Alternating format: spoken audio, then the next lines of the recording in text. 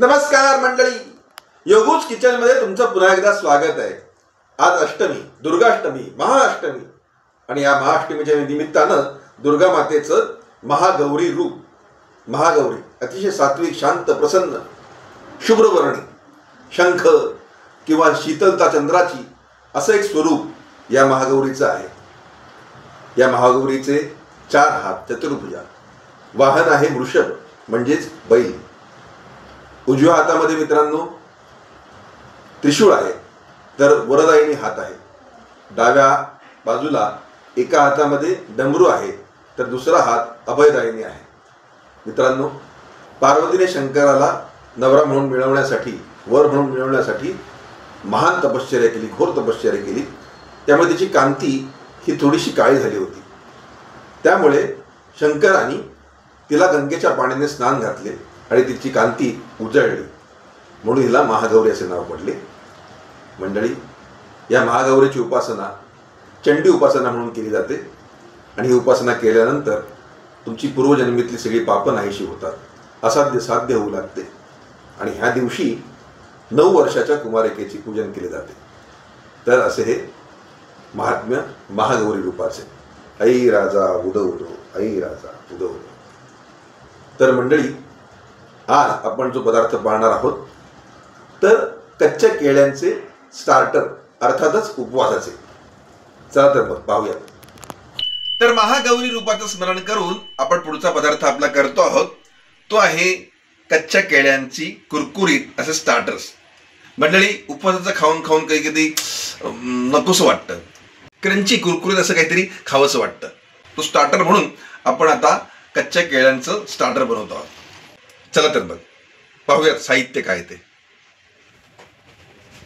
तर मंडळी, कच्ची केळी घेतलेली आहेत, मीठ आहे, जिरा आहे, लाल मिरची पावडर आहे, चाट मसाला आहे, तेल आहे। तर आता आपण ही केळी जी आहेत ती उकडून घेणार आहोत। हे पहा मंडळी, अशा रीतीने आपण कुकरमधनं शिट्टी काढून घेणार आहोत।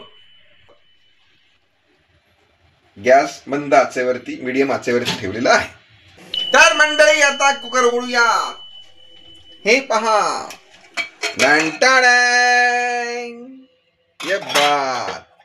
तर मंडळी, तुम्ही बघू शकता आपली केळी जी आहे ती थंड झालेली आहेत। आपण ती सोलून घेऊयात। हे पहा मंडळी, आता आपण कापून घेऊयात। हे पहा, असे काप घ्यायचे आहेत। साधारणतः एका केळ्याचे 4 तुकडे करायचे आहेत। मंडळी, आता आपण हे तळून घेऊया।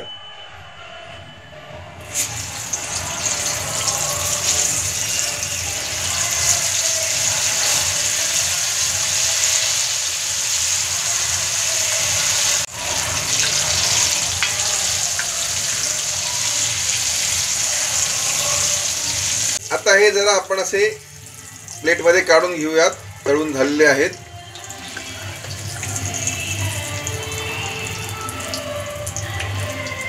केळी तळल्यावर आणखी आता त्याचे बारीक स्लाइस करून घ्यायचे आहेत। तोपर्यंत आपण तेल तापत ठेवलेलेच आहे। क्रंची तळून घेतल्यानंतर थोडेसे आता आपण हे हळूहळू काढायला सुरुवात करूया।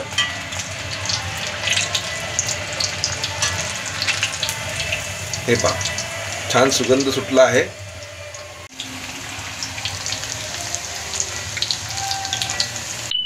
तर मंडळी, तुम्ही बघू शकता अशा रीतीनं आपल्या कच्च्या केळ्यांचे स्टार्टर तयार झाले। ते आतमध्ये आता आपण चाट मसाला टाकत आहोत। हे बघा मंडळी, चिमूटभर चाट मसाला टाकलेला आहे।